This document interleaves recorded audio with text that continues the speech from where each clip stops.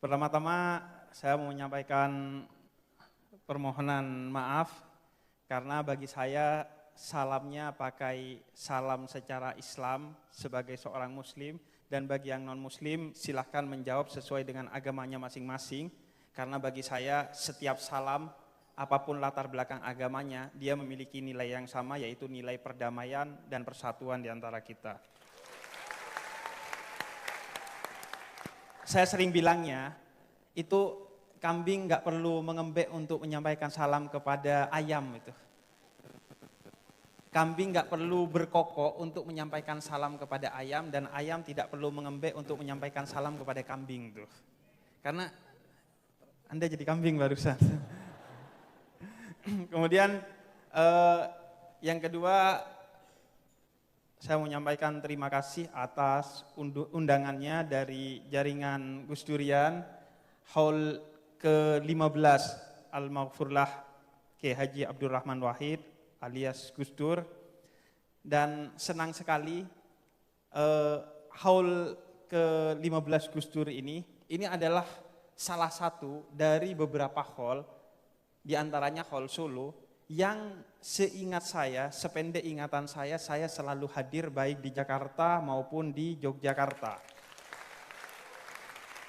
Alhamdulillah dari awal saya mu'alaf haul, awal saya kenal haul, itu haul Gus Dur itu salah satu haul yang sependek saya ingat itu selalu saya hadiri baik di Ciganjur maupun di sini pada malam hari ini.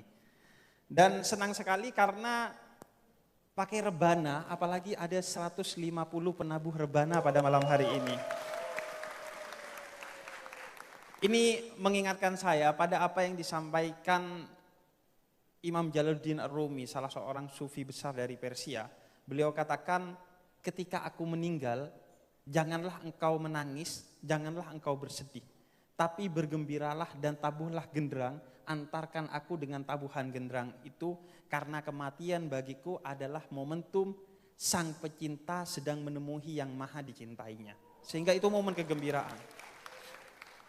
Makanya orang Madura itu, saya orang Madura, tapi Madura saya swasta, karena dari Jawa Timur.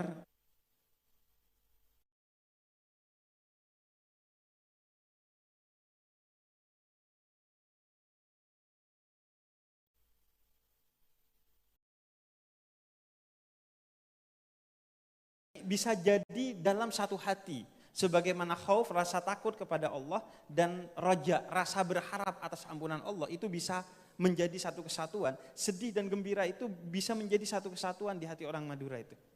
Jadi orang Madura itu kalau sakit, di depan kamar pasiennya, itu biasanya mereka menggelar tempat duduk, tikar, kemudian bawa kopi, bawa rujak, bawa soto. Iya, jadi dimanfaatkan sekaligus itu untuk healing. Karena kebetulan rumah sakit itu biasanya ada AC-nya, ada tamannya, biasanya kan untuk kebutuhan kesehatan. Kemudian jadi ajang silaturahmi kan biasanya. Ketika ada yang sakit itu kan biasanya menjadi magnet untuk menarik keluarga-keluarga yang udah jarang silaturahmi, akhirnya jadi silaturahmi karena ada keluarganya yang sakit. Dan itu sedikit dirayakan oleh orang Madura. Perkara nanti sakitnya itu tidak sembuh atau bahkan mati, ya itu ketentuan Allah bagi dia. Jadi orang Madura itu agak tidak pusing hidupnya, karena dia menggantungkan semuanya kepada Allah, yang kemudian menjadi prinsip pertama dalam 9 nilai utama Gus Dur. Ya.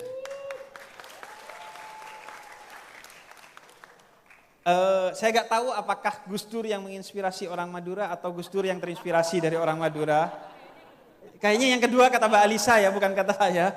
Kayaknya yang kedua, karena orang Madura itu kalau jual sate yang paling enak nomor 2 di dunia. Karena yang nomor 1 hanya Allah Ta'ala. Itu prinsipnya orang Madura itu. Kemudian yang ketiga, saya mau menyampaikan salam hormat kepada yang terhormat Pendeta Indrianto ya, yang baru saja hadir. Selamat datang dan salam hormat.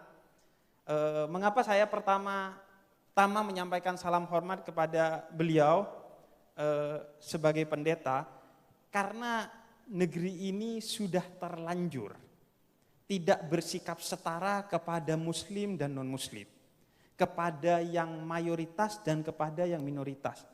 Bangsa ini sudah terlanjur punya istilah mayoritas dan minoritas. Dan kita sebagai orang-orang yang berjalan di jalannya Gus Dur tidak menerima hal ini.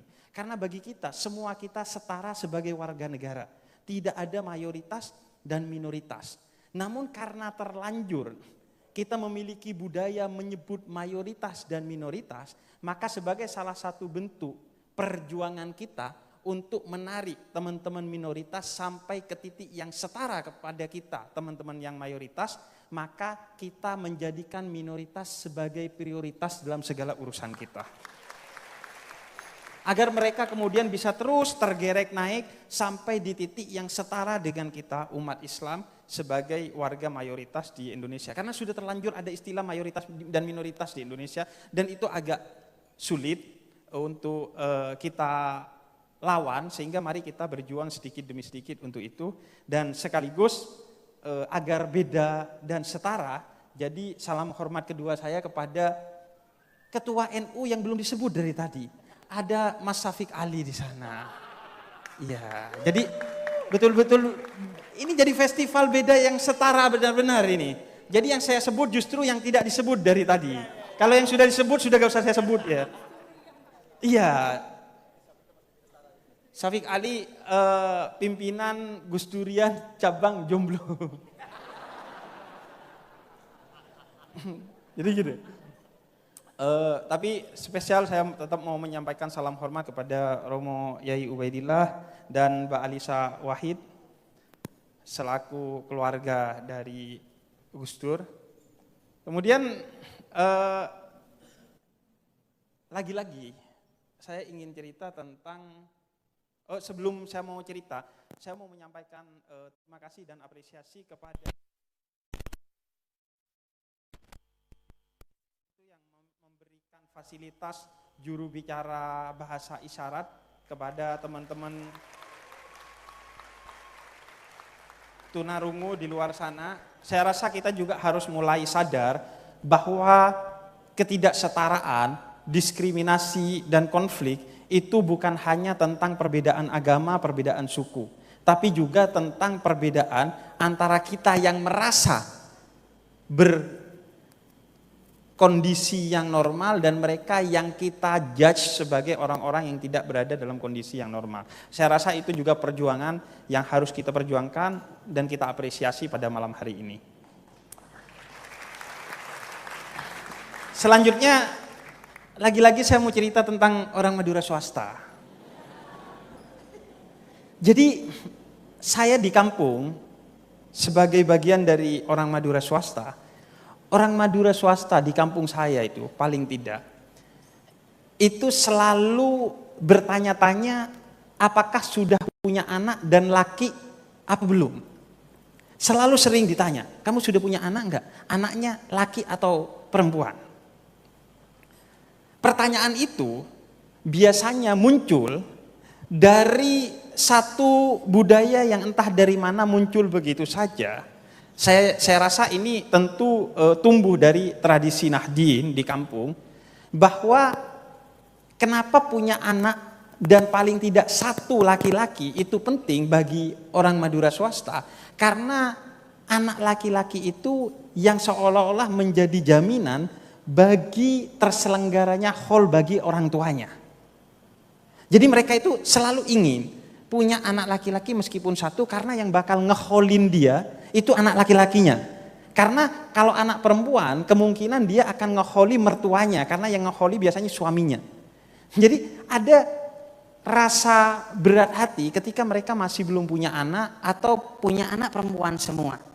Tentu itu tradisi yang perlu kita perjuangkan untuk kemudian tidak ada lagi nilai-nilai itu, karena kita akan berprinsip pada nilai kesetaraan, baik gender, agama, suku dan lain sebagainya. Namun dari sana saya ingin melanjutkan bahwa tradisi itu sebenarnya tidak memiliki kekuatan yang kokoh. Mengapa? Karena malam hari ini keluarga Gus Dur membuktikan meskipun Gus Dur tidak memiliki anak laki-laki, tapi malam hari ini kita menyelenggarakan haul Gus Dur yang ke-15 setelah 15 tahun wafatnya almarhum Gus Dur.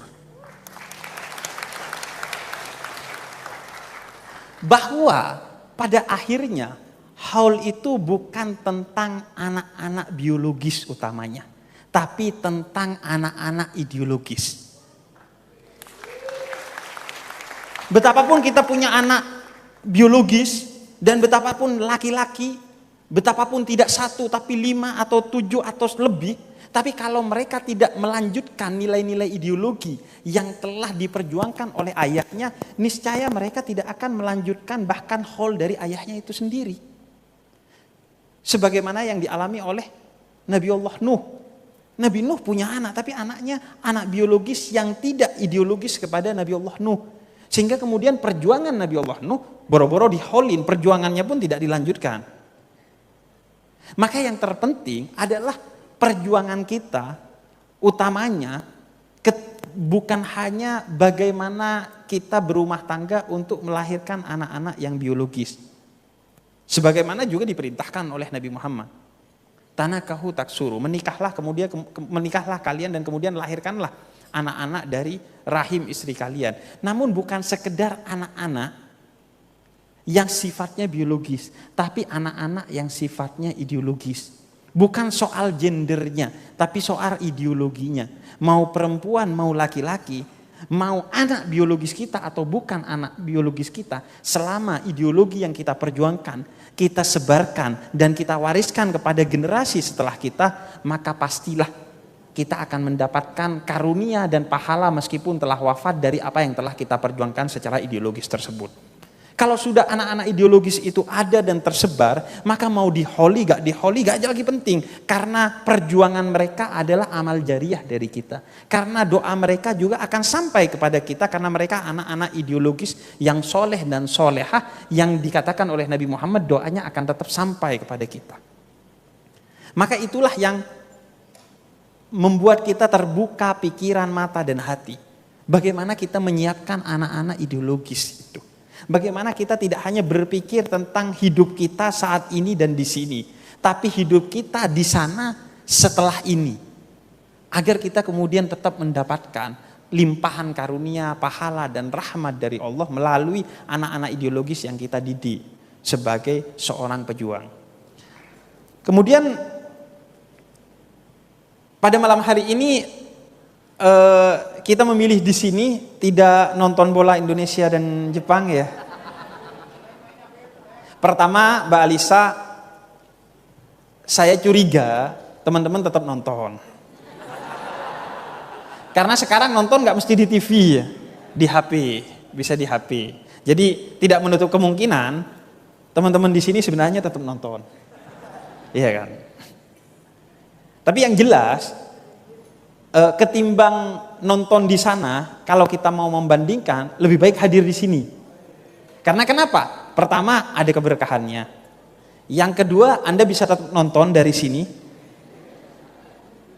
Kemudian, yang ketiga, yang paling penting adalah di sana Indonesia kalah, tapi di sini Indonesia menang. Iya, di sana Indonesia kalah 4-0. Di sini sudah pasti Indonesia menang tuh. Karena di sini kita berbicara tentang kemanusiaan, perdamaian, ketauhidan dan nilai-nilai mulia yang telah diajarkan oleh Gus Dur. Jadi Anda gak gambling kalau di sini. Di sana agak berjudi tuh Anda. Bisa kalah, bisa menang tuh. Kalau di sini sudah pasti menang karena Anda berdiri untuk Indonesia, untuk kemanusiaan, untuk persatuan dan lain sebagainya. Walaupun saya curiga seandainya almarhum Gus Dur hidup, kayaknya Gus Dur tidak keberatan kalau Anda tidak hadir di sini dan nonton bola. Curiga saya. Karena kenapa? Satu, Gus Dur suka bola. Walaupun satu hal, prinsip yang sudah pasti saya tidak setuju dengan Gus Dur adalah karena Gus Dur ngefans ke MU. Sudah pasti dalam hal ini saya tidak setuju dengan Gus Dur. Ya. Dan sudah pasti dalam hal ini Gus Dur agak susah diajak diskusi. Karena orang yang paling susah diajak diskusi, iya, itu pertama fans politisi, agak susah tuh diajak move on tuh. Yang kedua fans MU tuh, agak susah dibilangin. Jadi sudah pasti saya beda dengan Gus Dur urusan fans bola. Dan agak aneh memang Kiai ngefans ke MU. Karena MU itu setan merah ya. Sedangkan Gus Dur itu kan nuansanya malaikat ya, bukan setan ya. Jadi ya gak apa-apa lah, namanya juga Gus Dur gitu. Nah kemudian yang kedua, kenapa saya yakin Gus Dur akan membiarkan kita untuk nonton bola di sana, bukan hadir di masjid ini? Karena Gus Dur itu sangat cakap dalam fikih dakwah. Dalam fikih dakwah, Gus Dur itu sangat cakap, sangat strategis, sangat sadar tentang fikih dakwah. Saya teringat kepada kisah Romo Kiai Haji Hudori Tegalrejo, sahabat dari almarhum Gus Dur. Romo Kiai Hudori itu pernah didatangi dua kelompok masyarakat. Yang pertama itu guru dari almarhum Gus Dur. Jadi Romo Kiai Hudori itu pernah didatangi oleh dua kelompok masyarakat. Yang satu itu orang-orang dari komunitas masjid, dan yang satunya lagi itu adalah orang-orang dari komunitas seni. Gampangnya yang satu dari langgar, yang satu dari sanggar tuh. Iya kan? Sanggar itu seni, langgar itu tempat untuk aktivitas-aktivitas religius. Nah, mereka berdebat, nyaris berkonflik karena punya uang kas pas-pasan. Yang dari kelompok langgar ingin membangun masjid, yang dari kelompok sanggar ingin membeli gamelan.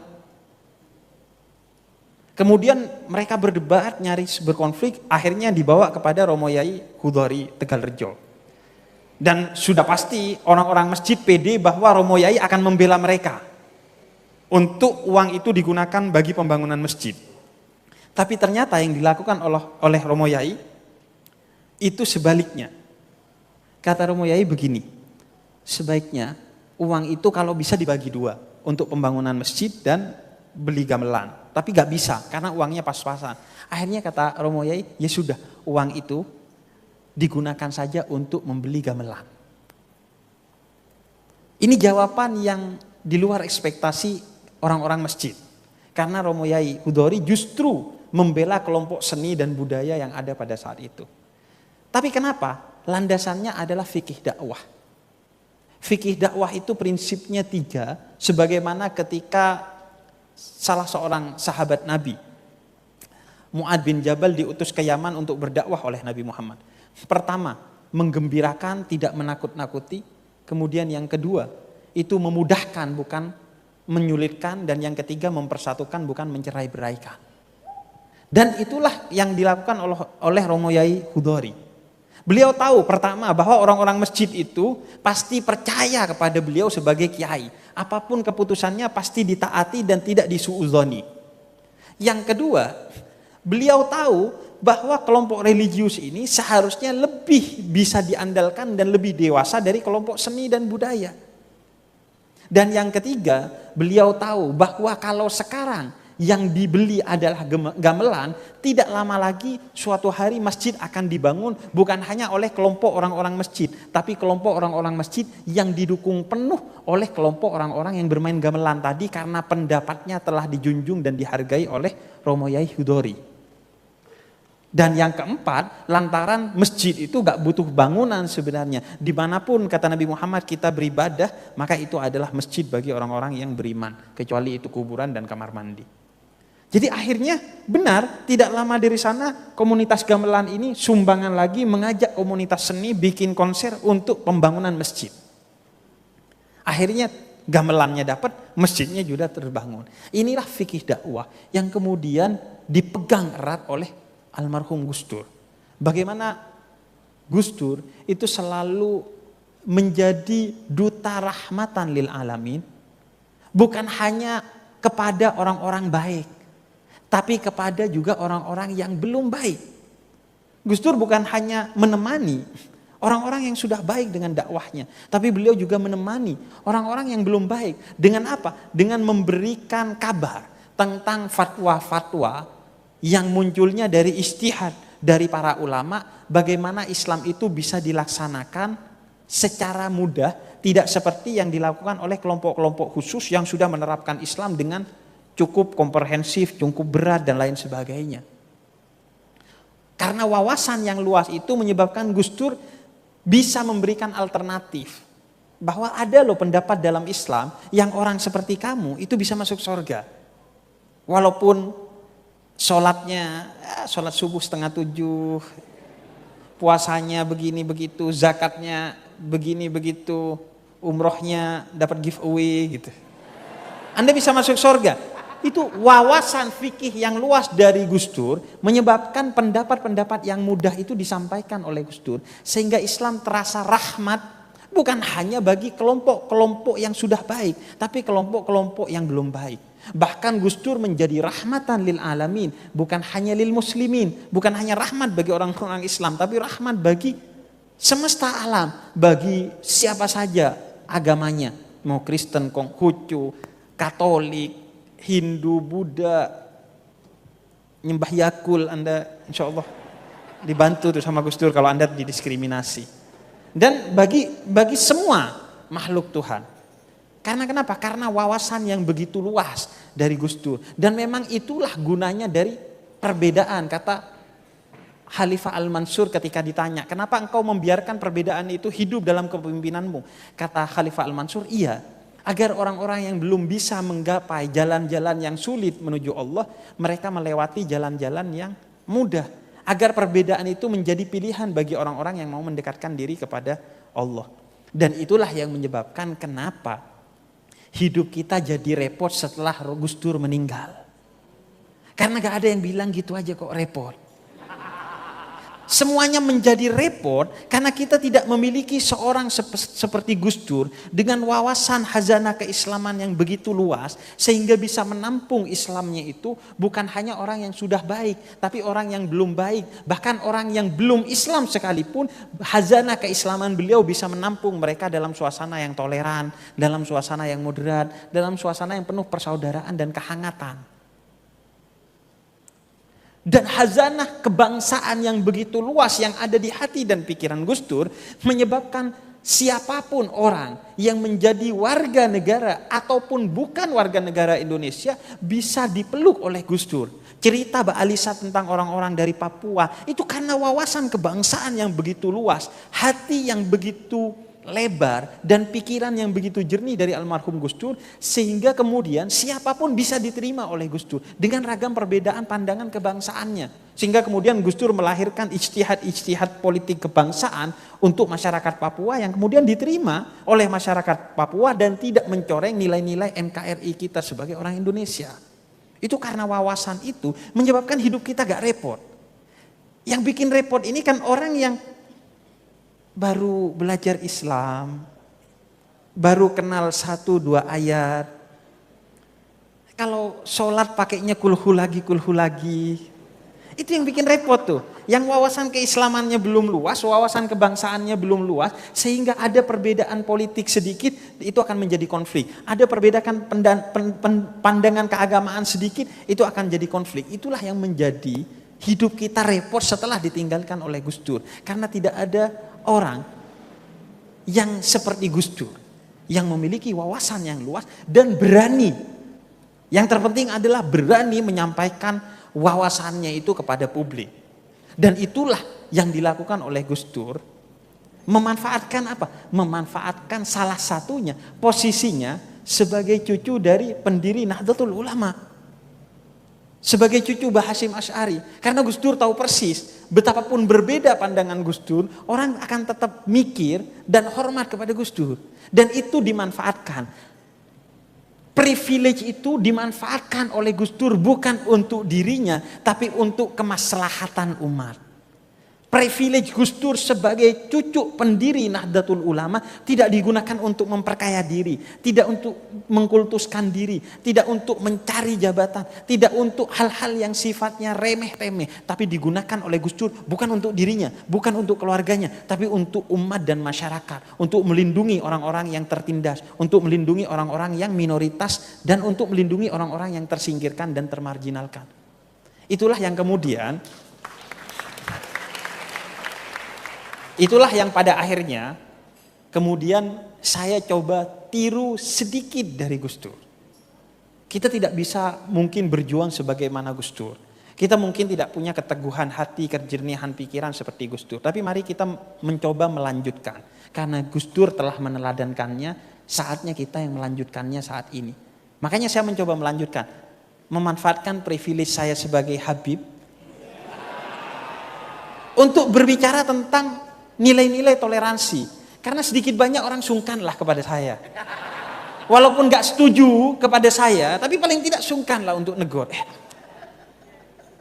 Salah sih, tapi Habib.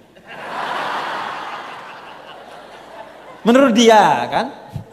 Jadi mari kita, setiap kita itu diberi gift, diberi hadiah, diberi karunia oleh Allah. Gak ada kita itu yang tidak diberi karunia. Makanya saya tidak pernah menyebut orang-orang yang tunanetra, tunarungu sebagai orang berkebutuhan khusus. Bagi saya mereka adalah orang berkemampuan khusus, bukan berkebutuhan khusus. Karena setiap orang oleh Allah diberikan hadiah, karunia, gift yang tidak diberikan kepada orang lain. Maka itu yang menjadi privilege kita. Cari privilege itu dalam diri kita, kemudian gunakan bukan untuk diri kita, tapi untuk orang lain. Kalian yang mendapatkan privilege sebagai anak orang kaya, gunakan harta itu untuk kemaslahatan umat. Yang mendapatkan privilege sebagai anak kiai, gunakan kegusan itu untuk memberikan kemaslahatan, jangan untuk petang-peteng. Iya, saya itu kan kalau mau gampang kehabiban saya kan dibuat untuk petang-peteng ya. Ngapain jadi untuk kemaslahatan? Tapi itulah hidup. Khairun nas anfa'uhum linnas. Sebaik-baiknya manusia, siapapun manusia itu adalah yang bermanfaat bagi orang lain.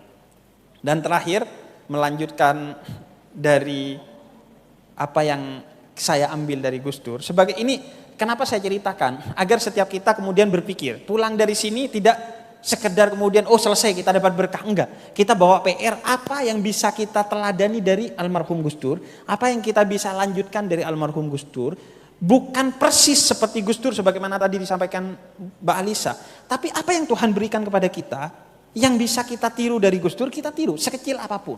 Karena Islam itu tidak pernah mengukur besar kecilnya sesuatu, sampai atau tidaknya, tapi yang dihargai adalah prosesnya dalam Islam, sekecil apapun. Karena kalau yang diukur besar atau kecilnya ya, itu Nabi Nuh gak jadi nabi tuh. Karena pengikutnya 950 tahun berdakwah cuma 73 tuh. Itu di Instagram gak centang biru itu. Di TikTok gak bisa live itu. Tapi beliau menjadi nabi walaupun pengikutnya hanya 73 karena Islam menghargai proses, menghargai value, nilai, bukan kepada hasil, bukan kepada besar atau banyaknya sesuatu. Maka mari kita teladani sekecil apapun. Makanya saya ceritakan sebagai penutup cerita saya. Salah satu yang kemudian juga saya teladani dan perjuangkan dari Gus Dur adalah sebagai imam pemuda tersesat. Karena menurut saya, kalau saya itu imam pemuda tersesat, Gus Dur itu Grand Syekh pemuda tersesat. Serius. Kenapa? Karena Gus Dur itu dengan wawasannya yang luas, mencoba merangkul seluas mungkin orang. Kalau bisa tidak ada yang tidak dirangkul. Termasuk tadi orang-orang yang belum baik. Makanya Gus Dur itu selalu memberikan jawaban-jawaban yang benar, tapi out of the box, dan kemudian bisa menyudahi kegalauan dari pemuda-pemuda tersesat itu. Contohnya, ketika Gus Dur ditanya, yang disembelih itu Nabi Ismail atau Nabi Ishak? Itu dalam Islam memang terjadi perbedaan pendapat. Populernya Nabi Ismail yang hendak disembelih oleh Nabi Ibrahim. Tapi ada pendapat lain yang menyebutkan yang mau disembelih itu adalah Nabi Ishak. Tapi kata Gus Dur, ngapain repot? Toh sama-sama gak disembelih.